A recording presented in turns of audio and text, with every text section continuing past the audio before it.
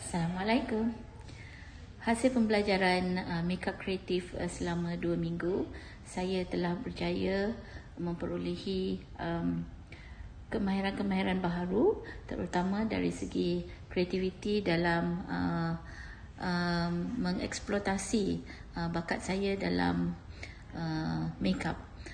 Terutamanya apa yang saya telah dapat belajar ialah dari segi makeup look hari-hari biasa ataupun makeup cantik, bagaimana untuk melukis kening, bagaimana untuk merapikan kening, dan juga saya telah belajar teknik-teknik untuk pelbagai teknik untuk eyeshadow, juga membuat contouring dari segi shading, shading pipi, shading hidung dan sebagainya.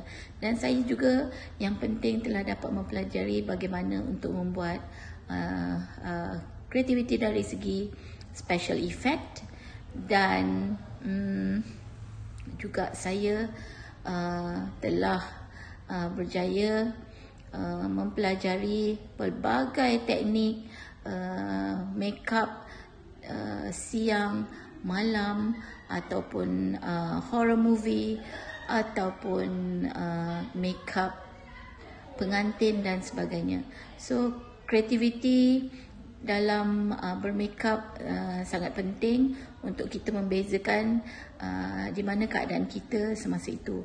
Contohnya apabila saya dalam keadaan untuk pergi ke pejabat, makeup saya akan lebih light, ringan dan tidak keterlaluan.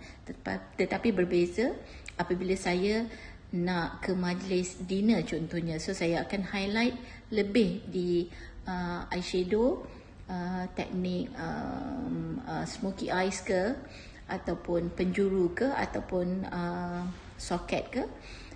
Jadi itulah teknik yang telah saya pelajari.